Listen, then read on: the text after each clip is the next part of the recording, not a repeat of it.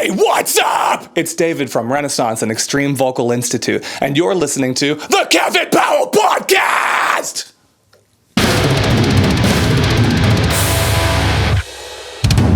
All right, so today's guest wears two hats. Both are absolutely brutal in their own way possible. He's the vocal coach for one of the most punishing voices in modern metal and rock, working with bands like Motionless in White, Knocked Loose, so on and so forth. But he's also the frontman of his own band, and the band is called Renesans. Right now we're talking to David Benites from Renesans. How you doing, David? Doing great. Thank you so much for having me today, Kevin. Yes, sir. Metal Hardcore Festival on your hoodie. Did you see the lineup? Indeed. Loud and proud. Very, very, very cool lineup this year. We're excited to be there. We're excited to catch up with all the bands. It's going to be a great day. When you say we're going to be there, what do you mean? I mean, we always try to have representation with Extreme Vocal Institute there. Yeah. Renesans isn't on the bill this year, but we're looking forward to being there. Okay. Well, I know, it's a stacked lineup, and this isn't even part of the questionnaire I had ready to go. See, this is so cool. Like, you just see someone wearing a hoodie or see someone wearing a band t-shirt and you talk about stuff. Yeah, crazy lineup this year. If you're going, I'm trying to go too, so maybe we'll see each other there. But let's get into the actual interview. So, Renesans. I want to start with that. So, for someone discovering you guys for the first time, how would you describe your sound and kind of what makes the Born from the End stand out more than modern metalcore releases? I think the statement that we're really trying to put out there and kind of the mission I went into this with, especially with Born from the End, this first release for us, is something that we've been putting on our own merch, like speaking of merchandise, which is the phrase brutal metalcore. It's something we've kind of been coining here and just bringing that original metalcore feel. Like, speaking of Metal and Hardcore Fest, like, I grew up in Massachusetts, grew up with all of those like original metalcore bands just coming out of nowhere and just really doing their thing in such a spectacular way. I wanted to bring a lot of truth to that kind of music while also adding in the kind of edge and intensity and ferocity that I'm able to do as a vocalist, but also that more modern music has been able to bring into the fold. And I'm really stoked on how that whole EP came out with Born from the End, and I feel really good about that kind of really intense music that we've made too. It sounds fantastic. Great production. We're going to get into the production side of things in a little bit. But you got like heavy hitters on here like Ricky Hoover, Dave Stevens. How did those collaborations kind of come together, and what did they bring to the table creatively? Like, how, anything at all? So that, like, with both of those people specifically, I've known them for so many years now, and it started with me being their vocal coach, because that's primarily what I do here. I'm a vocal coach, and I own Extreme Vocal Institute here, and both Ricky and Dave were my clients from their bands of Sulfur and We Came as Romans. Mm-hmm. And as time went on, they've become some of my very, very dear friends, and we've just had so many different life experiences together at this point, where when it came to piecing together what we wanted the EP to be and what kind of guests and features we wanted to have on it, they are some of the only names that really came up for us, and both of them immediately said yes. And I had an incredible experience flying all over the country during the making of the EP to record those features myself, be there in the room, bring people through it, walk people through what my vision of this was, and they both absolutely smashed it. So I'm really glad to have both Ricky and Dave on the record. I'm glad I asked that question, because you saying you flew all over to get these features and you're in the room. There's a total night and day difference of just saying like, hey, I want you on this. Here's the track. Do whatever you want, compared to, hey, I'm coming out and we're going to hang out and we're going to have a fun time. That's awesome. It was an amazing experience, and so much of what I do here involves travel, but that was a very wonderful and equal parts chaotic trip. So, travel, offshoot question, best airline and why? I feel like I'm going to say that I've personally had the best experiences with Delta, purely because I haven't had anything go horrendously wrong. Knock on everything. Everything. Okay. So, Witch Hunt, Labor of Hate, tracks from this release. I got solid response. It's on Sirius XM. It's on Spotify. It's everywhere.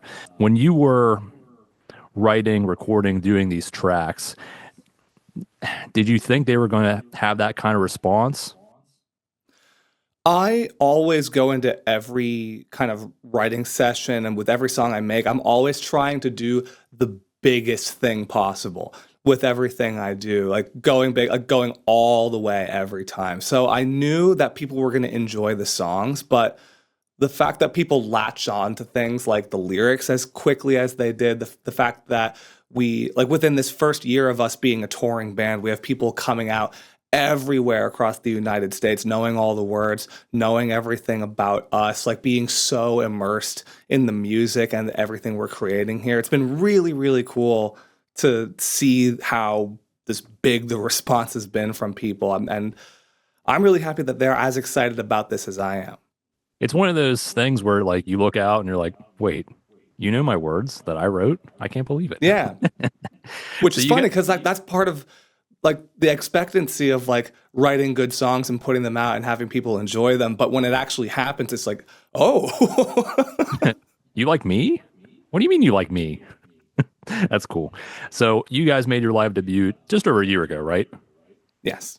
So with that, you've already played with like Escape the Fate. You're heading out with the Skylit Drive here soon, if you haven't already. How's the live experience been so far? And what's been the biggest holy shit moment so far?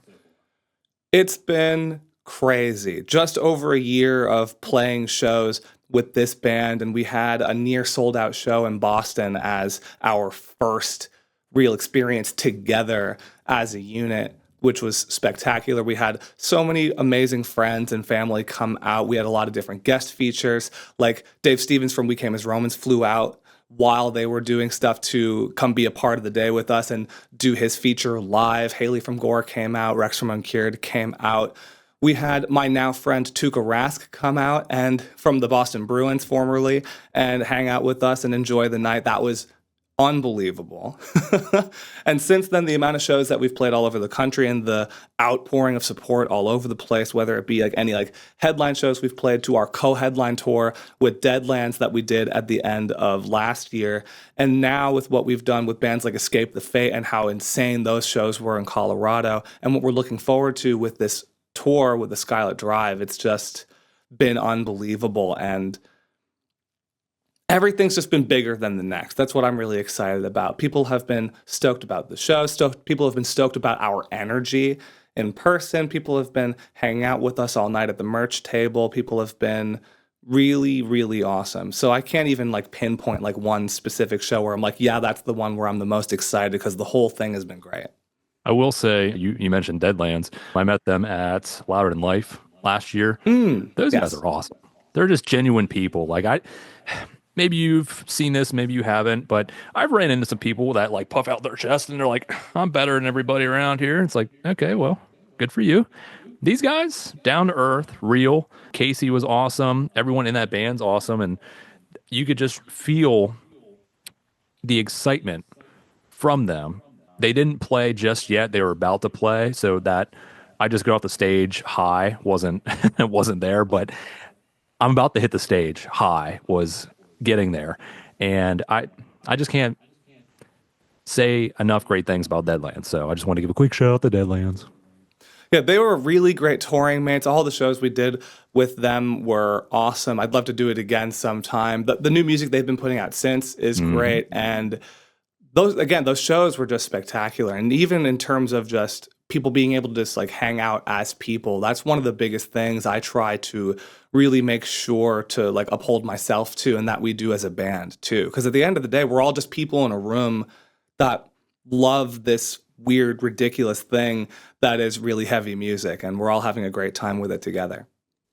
Exactly. Right now I'm talking to David Benites from Renesans, but you might also know him from the Extreme Vocal Institute. I followed him since, I don't want to say day one, but like week 2 or so on TikTok or social media. And yeah, you've probably seen him there going over all kinds of different vocal warm-ups and this and that and how to sound like this favorite vocalist. So you've built this into like a go-to destination for screamer singers across the world. What originally sparked the idea for this? It was a really bizarre thing, and I never even necessarily anticipated what I was doing with vocal coaching to grow to the extent that it has. And when I first started that, like I was just like a kid in local bands, like in high school, doing the same thing as everybody else. I had figured out a lot very quickly, and I was helping a lot of people out in the local scene, and that started to branch into helping other people and more national touring acts as I started to break into that world of things. And the thing I started to notice across the board, whether it was people on tours, like in some of my favorite bands, or people like at home just starting out within my own community, I was noticing that everybody had a lot of built up kind of anxiety around trying to figure out what screaming is and even what they themselves were doing.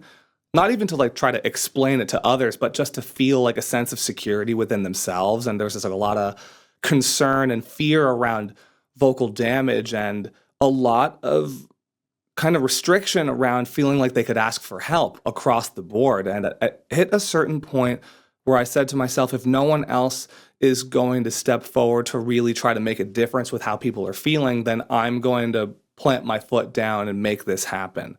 And that's really where Extreme Vocal Institute was born. And I've really been pushing that ever since. And what we've been able to turn that into and the kind of worldwide acceptance that there's been of this is awesome. And I'm glad to have been able to help as many people as I can from all walks of life and all over the spectrum too. I mean, you've worked with like Motionless in White, Knocked Loose, Daughtry. It's kind of all over the place, but huge names, that's crazy. When you're coaching somebody, whether it be local, starting out, pro level, anything like that, what's the first thing you look for when assessing a vocalist's, let's say, hidden potential? I think that's the first time I've been asked that. That's a really good question. And when it comes to like having someone in front of me for the first time, regardless of who they are, I start with very kind of basic questions and getting to know each other kind of things and making sure first and foremost that whoever I'm working with is always feeling very comfortable, because vocals are such a personal and very like deep-seated kind of art form. And it's so unique to every person. So it's a big deal for anybody to be willing to let someone else in, like me, to be a part of that with them. So a lot of it is like just kind of outlining respect from the beginning for that. And within those first conversations, I start to kind of notice things, like things about how people will physically carry themselves, like things about the way they're talking, things about how I'm seeing muscles move. Once we get into the point where they're making different sounds, I'll like notice things about the way someone maybe moves their shoulders or something they do with their hands. And just kind of noticing patterns like this is really what it comes down to for me. And then all of that kind of piles up into how I then turn it around and create whatever this new pathway is for them to do their thing and do it well and do it proudly, but without having to be super worried or concerned about like that injury and risk factor there. And it allows them to just purely be the artist and be the performer. You're probably picking up on things that, you point out to them. They're like, what do I do? I do what now? I've never noticed that. What are you talking about, right?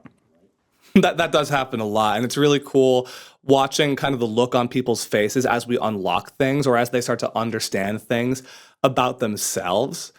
I've in my head, I've kind of gotten into the habit of it's like the Christmas morning kind of effect. It's really wholesome and really exciting. I live for that kind of excitement and being able to help people get there and then seeing what they can do with it when I kind of send them off into the world.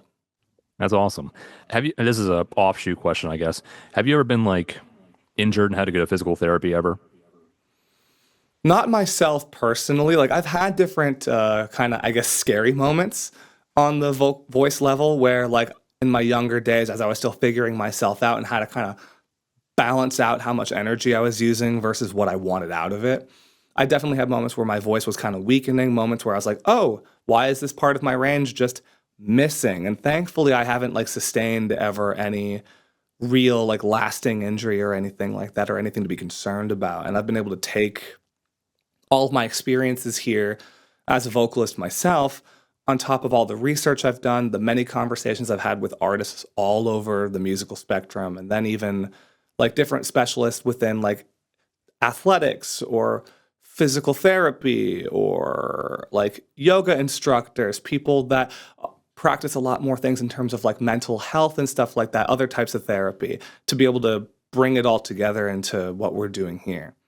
So I asked that question because I'm currently going through physical therapy on something with my bicep, and what you explained a little bit ago of, recognizing things that they do that they might not know, or they do subconsciously, or you're looking at muscles in the face and neck and whatever. And you're literally just evaling people like they evaled me for physical therapy.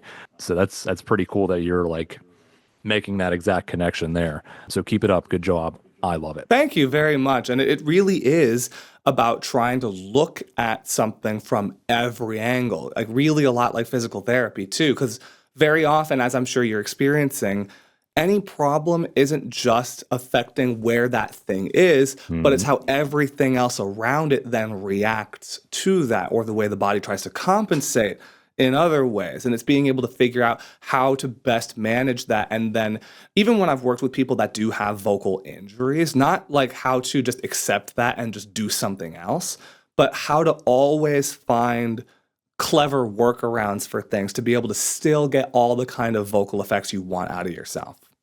Perfect answer. So yeah, if you're considering vocal coaching, this is the guy, because the professionalism from this conversation already, top notch. This is Levi from Thin the Herd, and you are listening to the Kevin Powell Podcast. So we're talking about injuries and whatnot, and it actually kind of goes right into my next question. So hopefully the answer is yes here, but if it's not, you'd be the guy that would know. There's been a shift, I would say, in vocal health. Are people taking better care of their vocal health now compared to, say, 10, 15 years ago? Woo, great question. And overall, an all resounding yes. And for myself, for me to have played any part in that shift in terms of people wanting to take care of themselves, I'm very, very proud of. Because even like, kind of like you were mentioning, like a lot of our kind of claim to fame being different stuff on TikTok and then things that we made during COVID, even then when we were really trying to push ourselves out there, a lot of, I'm going to loosely call the scene at the time, was really resistant to us and really wanted to push us out. And the reason for that is because there had been this stigma for so long of it being really taboo to ask for help, and this big kind of self-implemented kind of feeling of, oh, you just have to tough it out and do it on your own and not get help because that's the only way to do it like authentically. Listen, if you're not doing a show with strep throat and you're throwing up blood after, you ain't doing it right, brother. Exactly, like the super tough guy thing. And I came in and basically just said, no, you don't have to live like that. But that doesn't have to mean you have to do everything within super crazy like limitations or put yourself in a box either. And I'm glad that I and then people like me have helped to kind of make getting help for vocals cool. And with that in mind, I have seen a really big shift, not even just within like the touring community, but within people just starting out too. Like people will look up like my video specifically to start to learn how to scream, or they'll do things like join my online program called EVI Now to do that too, which takes really everything I've learned from all of these years of touring and everything as a vocal coach and just puts it into one big place for people to be able to utilize however they see fit. Like people will seek things like that out immediately from day one, or people will even see our videos and that will be the thing that inspires them to start to be a vocalist in the first place, which I never even anticipated that being a thing. And I'm really excited to have helped create like a new wave of not even like doing the job, but like a new wave of what being a vocalist means. And that's perfect because, I mean, hey, we've all been there. You know, we just kind of tough it out for a while. But man, I wish I was just starting out now knowing, oh, you should warm up first. Oh, there's ways to go about doing things without damaging my voice years later or anything like that. So you've built EVI and you have Renesans. How are you balancing the two worlds here? It is a work in progress, my friend. Such is everything, such is life. And we're definitely pioneering a very unique thing here. Being a vocal coach responsible for the amount of people I am and with how high the stakes are in some categories with that, because we do work with a lot of different varying levels of artists and then people at home too. But then being in Renaissance and having this band, and not only having the band be as busy as it is and having it be moving as fast as it is, but thus far, us being entirely responsible for everything and operating independently right now has been definitely an interesting new challenge to kind of really balance both things. But the thing that I love to push more than anything is that just because I'm a vocal coach doesn't mean that the band is any less. And just because I'm in a touring band doesn't mean that I take my foot off the gas as a vocal coach. It's really doing both things simultaneously in tandem. And that's why on different tours, like this tour with A Skylit Drive, I'm going to be teaching lessons on that tour just as I do every other tour I've done, because it gives lots of people at home the opportunity to finally like get out and meet me in person and work with me like one-on-one, and not have it only be like on a video chat type thing. Because I do teach plenty of lessons on a daily basis to people like via video chat, kind of like this right now, especially for people in like many other countries that I work with. But if they have the opportunity to get out to a Renaissance show, come see what it's all about, get a vocal lesson from me, I'm so stoked to be able to do both things, and then even use my own show as a leading example of what I'm talking about. So I love being able to do both things, and we're definitely still figuring it out. It definitely comes with its challenges, but we're getting there, and I'm really stoked to be in a place where I even have to think about that balancing act at all, because it's good problems to have. Exactly. It's great problems to have. There are worse problems to have. So this is a good one. I mean, you've toured with artists, or you're going to be on stage with artists that you've actually coached. And I'll never be able to ask this question to anybody else. So what's it like standing beside them on stage, or hearing them use a technique that you help them discover? I constantly use it, like when I'm with like friends or family, people around me, when those moments are happening, I very frequently turn and say, I am a very proud dad. I am a very, very proud dad. And I see stuff like that constantly. And it will even get to the point where sometimes people will like kind of find me like either side stage, or if I'm on stage with them for that particular moment, like they'll kind of point out different moments. I'm like, you're doing the thing that we talked about. That's so nice that you're letting me know that you're doing the thing that we talked about. And it's really wholesome. And I love being able to have the kind of relationship that I do with the different touring artists that I work with, and then people just starting out too all over the spectrum. Because again, just like for bands on tour, and when we're all doing that thing, it's all of us just being equally passionate about this art form together. And that's just the best part of the whole thing. It's like that Spider-Man meme where you're both pointing at each other. I mean, yes. Yes. Amazing. Exactly. So Milwaukee Metal Fest, that's coming up. What can fans expect from your set? And do you have any maybe surprises in store that you're allowed to share? There are some surprises that we are talking about. He's like, I don't know. Caught red-handed. There's some things we're working on for that for sure to make that really, really special. It's Renaissance first festival that we're playing, and for it to be something of the magnitude of Milwaukee Metal Fest, I'm really excited about that. And then to be able to, even after that, after the Skylit Drive tour that we go to like 2 days after, then only 2 weeks after that, we have the Road to Warp tour in Pennsylvania, and we're back with Escape the Fate and It Dies Today and Scary Kids Scaring Kids. That's going to be unbelievable too. Like for anything, any kind of show that we play, I always try to think of ways to keep people engaged in a different way, keep people excited in ways that I haven't really seen before, and create a really unique show experience that's, I think, equal parts fun, equal parts terrifying is the MO. And with that in mind, the one thing I can say, and people that have seen us live recently will be able to attest to this, we have been playing an unreleased song on tour recently, and I think we're going to keep playing that. People are having a lot of fun with that. I will say, just watching the social clips of you guys playing live, a lot of energy. So if you haven't seen these guys yet, well, get ready because they kill it. Couple last questions for you that we have time for. Do you have a favorite vocal technique you like to teach? Really interesting question. Like one that I enjoy teaching. You know what it is? It's not even necessarily that there's one specific vocal technique that I like teaching most. It's more that I like being faced with new challenges and people like learning to scream like from like various different perspectives, or if they're like recovering from an injury and they feel like they haven't been able to do something, or if someone has been made to feel like they've been put in a box and they feel like they can't achieve something because they've been told by so many others that they can't. Being able to unlock something in someone that they never thought was possible. And kind of like I said earlier, getting to like experience the look on their face and like that joy factor and like once they're able to do it and how much fun they start to have with it. That's really my favorite thing, regardless of what the vocal style is. It's being able to effectively make someone's dreams come true a little bit in that moment, even in a small dose, to like give them the satisfaction of knowing that what they really want to be doing is possible.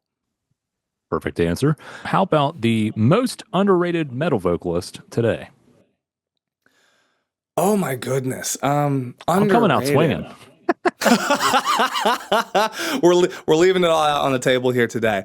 I'm not going to say necessarily underrated, because a lot of people are very familiar with her and her voice at this point.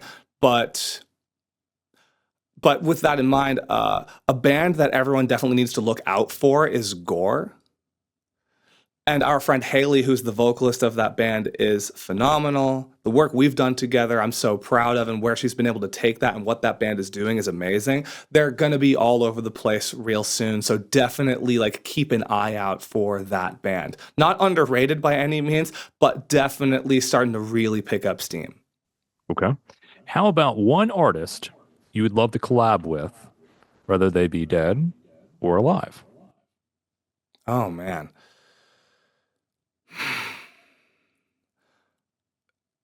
Because we are working on things in the background here that I can't necessarily talk about, to avoid that, I'm going to kind of go backwards and with some people that aren't necessarily with us. Someone with as unique a voice as, say, like Chester Bennington is way up there for me. And then one of the top ones for me, and one of the main reasons I got into screaming in the first place was Mitch Lucker, Suicide Silence. Oh yeah. Okay. Yeah. So maybe that would have been one of the top for me for sure. Maybe you can do some stuff with Eddie here soon. Very, very stoked for them, and they're definitely still doing their thing. They're still out here. Perfect. Last question I got for you that I ask at the end of all my interviews. Every band, artist, anything like that has a different approach to this answer, so get ready. What kind of advice would you give to a band that's either just starting out or they're looking to break through to the next level? I'm going to preface this with that what I or anyone says about how to really get a band off the ground for the first time, you need to change the perspective you look at that answer with every few weeks. Because the whole landscape of everything about this world of music and everything about this industry, especially now in 2025, changes almost faster than you can think. Mm-hmm. So it's I think, if I can narrow it down to three things, it's being adaptable is really important, being resilient is really important, and then above all, just being relentless with it. And I know I am here with Renesans, and that's one of the biggest reasons we've been able to really do anything at all, is just like that very much like never giving up no matter what, push forward, figure it out kind of mentality, and really put yourself out there and really give people no choice other than to love what you're doing and get really into it. And I'm really proud and happy to have been able to do that with Renesans. And I'm really stoked to have been able to help many others out there, like from like just starting to scream and then building their first bands and then getting out there touring, kind of giving them that same advice and seeing them follow through with that. Perfect answer again. As you can imagine, all kinds of different answers I've received over the years. And yeah, you can't go off of someone's answer that they gave me 6 years ago. Exactly. It does change. But there are core fundamentals that are prevalent every single time, no matter what. So thank you for that. Any final words you want to say to fans?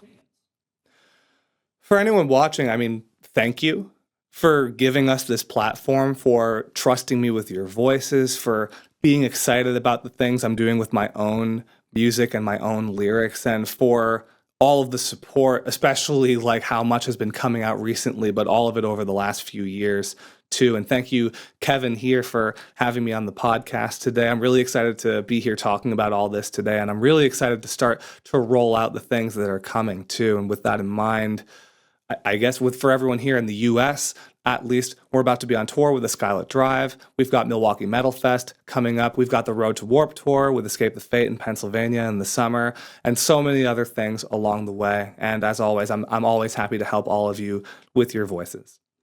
David, it's been an absolute pleasure talking with you today. I love seeing the excitement come out of you. This is the main reason why I do this, is just letting people talk about the things they love to talk about. So again, thank you.